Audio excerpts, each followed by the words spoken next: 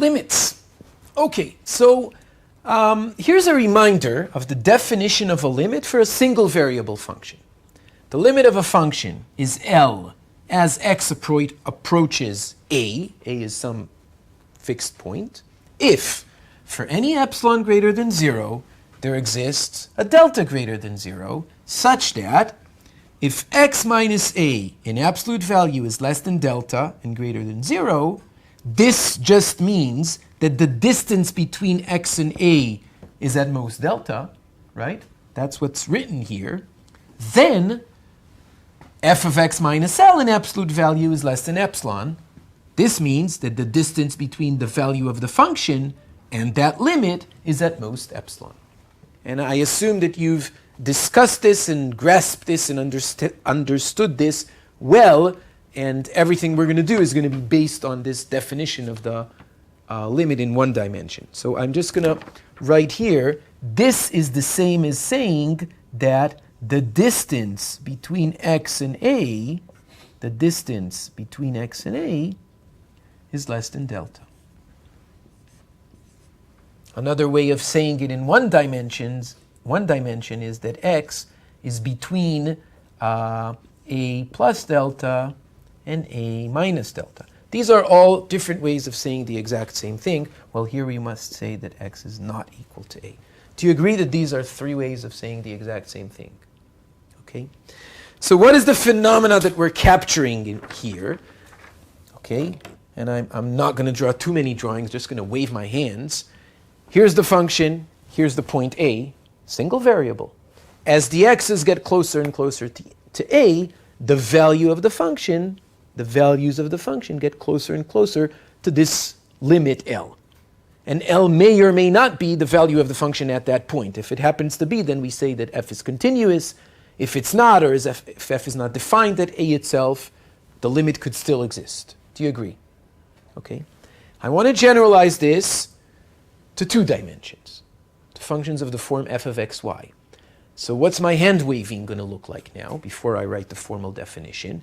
Here's the domain, the xy plane. Here's the graph.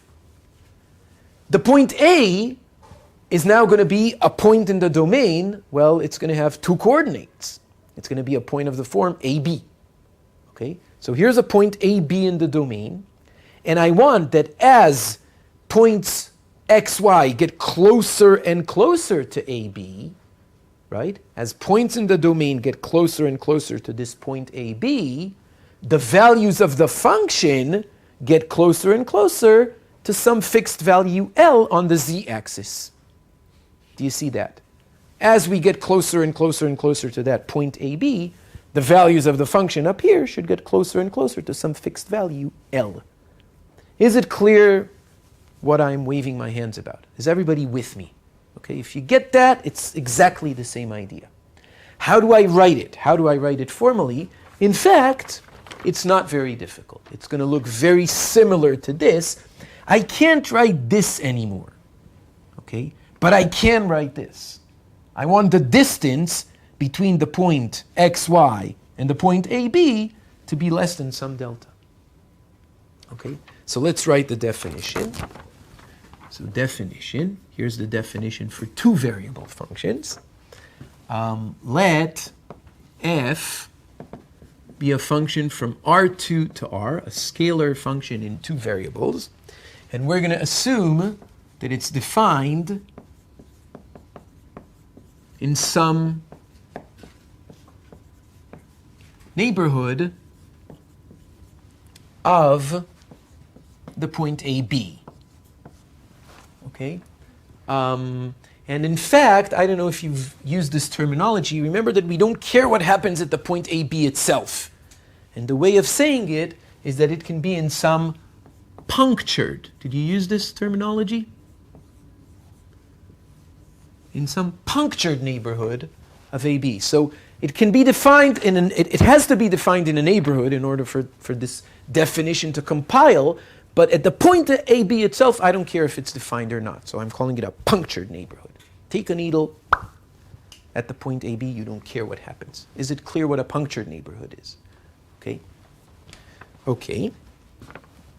We say that the limit of fxy equals L as xy approaches a b.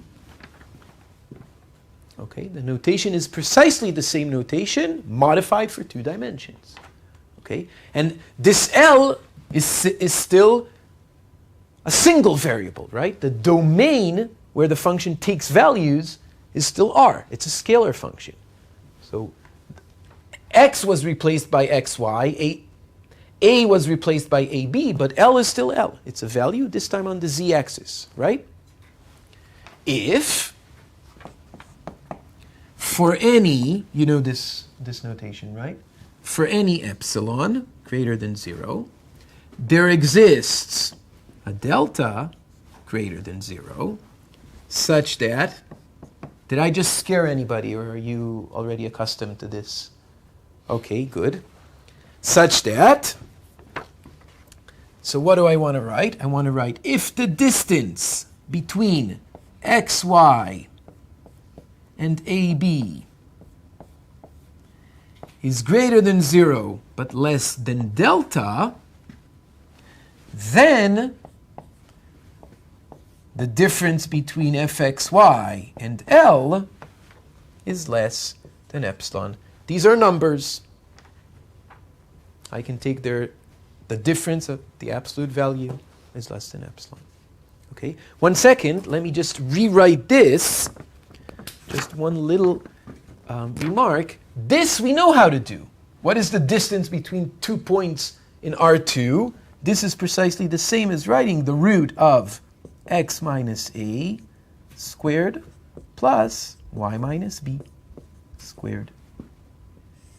So this is completely equivalent to this. Do you agree? Okay, question? I don't understand how that's 2 dimensional. I was on the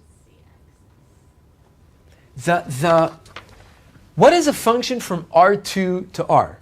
Okay, the scalar functions of 2 variables.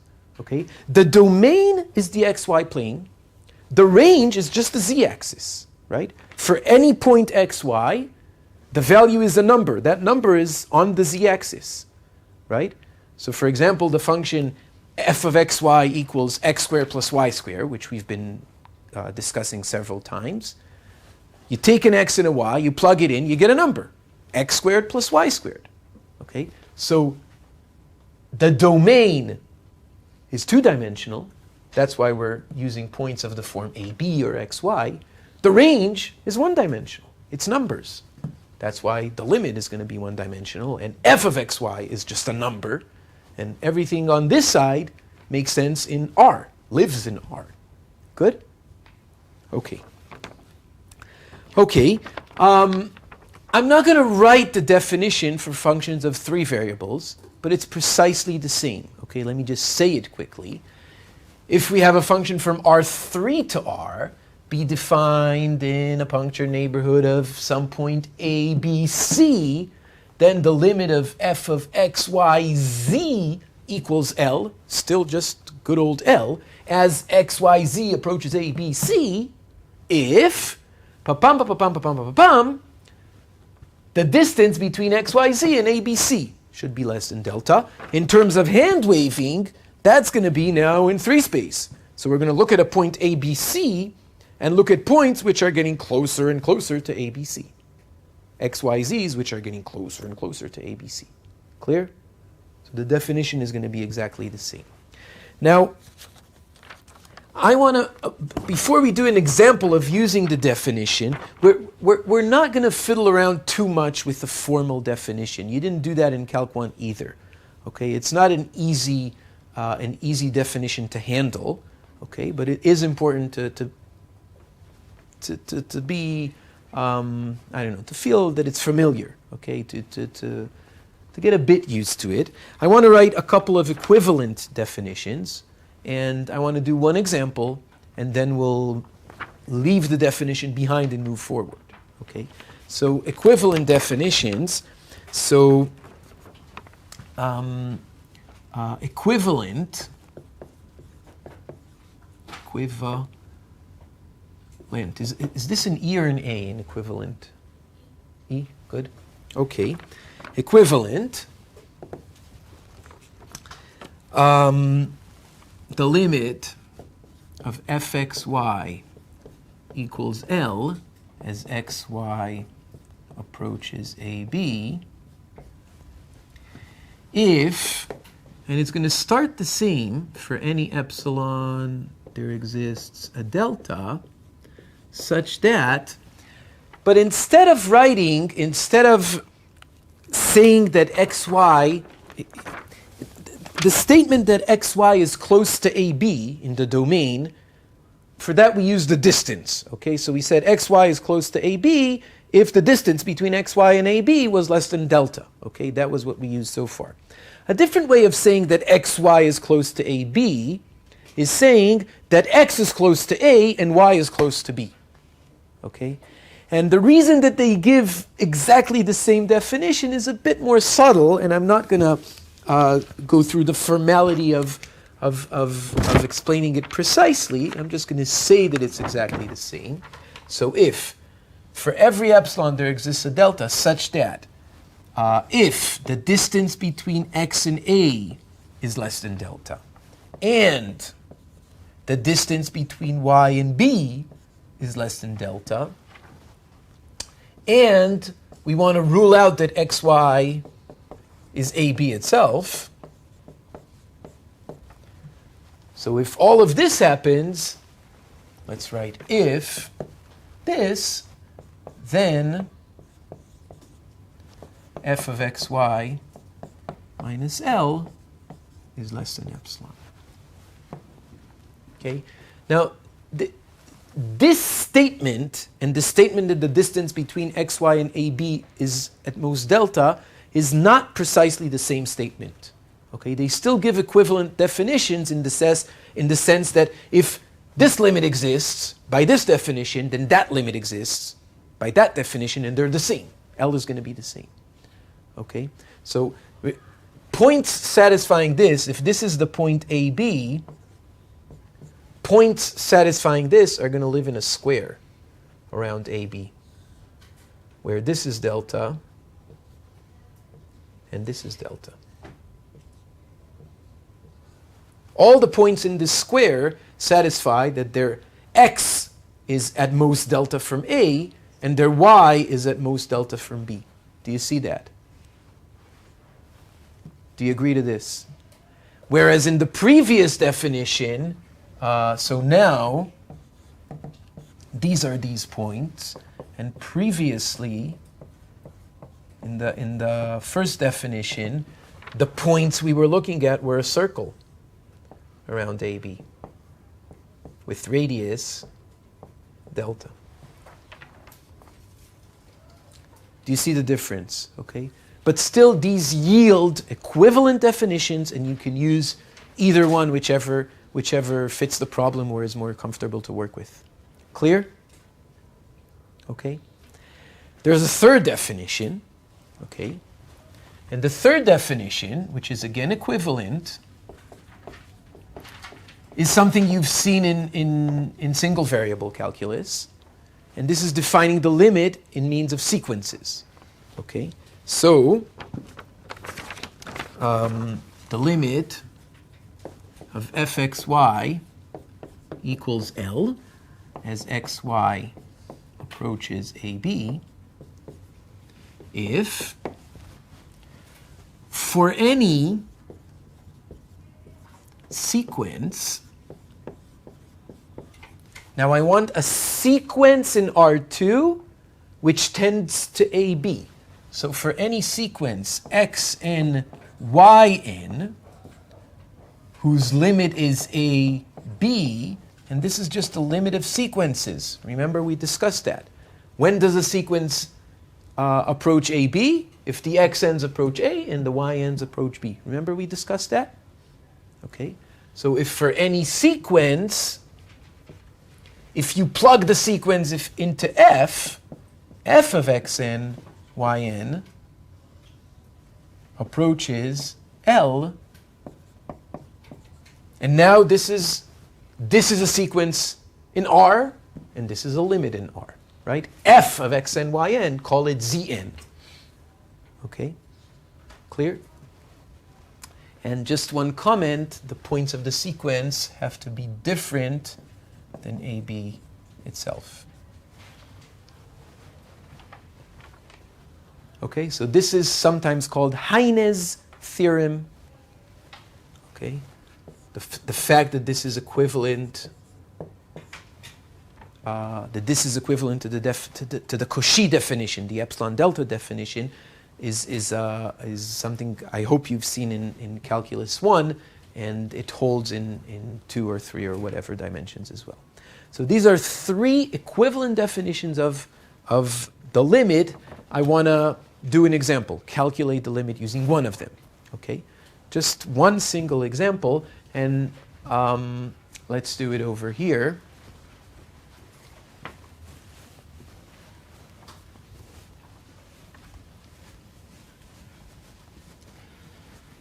Now, why can we say that we're going to move on from the definition? Because there are theorems that allow us to calculate limits, not by definition. And those theorems generalize from the single variable definition. So we're going to say that a bit later. But basically, they just say what you already know. So if it's what's called an elementary function, then the limit as xy approaches AB is just the value of the function at the point AB. Okay. Okay, let's do one example, just one. So example, suppose fxy equals x times sine of 1 over y plus y times sine of 1 over x. This is if x and y, well, both. So if x is not 0 and y is not 0, and it's going to be 0 if x is 0 or y is 0. So this is the function. And I want to calculate the limit of the function as xy approaches the origin, 0, 0. Okay? Suppose I wanted to calculate the limit of this function as xy approaches 2 comma pi. That would be easy. It would just be plugging 2 for x and pi for y, right? That's how you did it in Calc 1. That's how it's going to work here. But if you want to approach 0, 0, you can't just plug in zeros here, right? Because that's not defined. And you can't just say that this is the limit because you don't know that. Okay, maybe this is the limit, maybe not. If this is the limit, then it's what's called continuous, right? Is everybody with me? Do you know what I'm talking about? Good, good. Okay, so what does this limit equal? So, well, let's say that it equals 0 and prove it by definition. So this is our claim, and here's the proof. I'm going to use the definition, and the definition I'm going to use is the one with square neighborhoods. So look here a second. So let's erase this. So this is the definition that I'm going to use. Okay? So I'm going to show that for any epsilon I can find a delta such that if x is delta close to a and y is delta close to b, then the function is epsilon close to the limit, 0 in this case. Okay, let's do that. Not too scary. So I always start from the end. Okay, I want to show that f of xy minus L, what is L? Right? In absolute value, I want to show that this is less than epsilon. Do you agree? Okay. Is it going to be true for any xy? Well, no. It's going to be true only for x's and y's in some delta restriction. Okay, I'm going to find a delta such that if x minus 0 is less than delta and y minus 0 is less than delta, then this difference is going to be less than epsilon. So let epsilon be greater than 0. I'm taking some epsilon, whatever epsilon you give me, and I'm going to look at this difference. This difference, well, actually there are two possibilities. If the point xy, either x or y is 0, then fxy is 0. Do you agree? And then this difference is 0, and therefore it's always less than epsilon, and whatever epsilon is. So those points I don't care about. They're easy to handle. The other option, if f of xy is, if x and y are both non-zero, then this is less than or equal to, and I can plug in this, x sine 1 over y plus y sine 1 over x minus 0 in absolute value. So in any event, it's less than this thing. Okay? And now, I can use the triangle inequality. So the absolute value of a sum is less than the sum of the sum of the absolute values. And in the same step, I'm already going to write the product of absolute value of x times absolute value of sine. I can write as the product of the absolute values. 1 second. X sine 1 over y plus y sine 1 over x. So this is providing x is non-zero and y is non-zero. And if one of them is, then it's automatically less than epsilon because it's just 0. Yes, question? Why is f of x, y minus 0 less than or equal to? I can write equal. It's still less than or equal as well, but equal is also true. Good? But here it's less than or equal. This is the triangle inequality. Good? Everybody with me? Okay. Now, do you agree that sine, no matter what x and y are, is always less than 1? Right? Sine of whatever can never exceed 1. So this I can rewrite. This is less than or equal to x plus y. Do you agree to that? Okay, this is an easy example, obviously, so everything turned out to be nice and user-friendly. Okay, and do you agree that that I can rewrite as x minus 0 plus y minus 0? Do you agree? Now remember what I want. I want to show that this difference is less than epsilon. Providing x is some delta close to 0, and y is some delta close to the y coordinate 0. Right? So what is delta going to be? For example. So let's write it here. Take delta equals epsilon over 2. Okay? Then, if x minus 0 is less than delta, and y minus 0, this is A, this is B, is less than delta. Those are the only points I have to consider. Then, this difference, which is this, which is this, well, this is less than delta. This is less than delta, but delta was epsilon over 2. I choose delta, right? So this is less than epsilon over 2 plus epsilon over 2, which is epsilon. So we found a delta. Given any epsilon, we found a delta such that points whose x and y coordinates are at most delta away from the x and y coordinates of AB, which is 0, satisfy that the value of f is at most epsilon away from the limit, which is 0. Okay? This is no more difficult, but not easier, than calculating limits for functions of single variables. Okay? So if you're looking at this and saying, and you're overwhelmed, and there are some people here who I suspect are somewhat googly eyes looking at me, then, well, first of all, of course, come and ask me later, but I suspect that what you're feeling uncomfortable with is calculating limits single variable wise. Okay? There's nothing more difficult going on here than there was in single variable. Okay? So if you're feeling uncomfortable, please come see me and let me help you and explain and everything.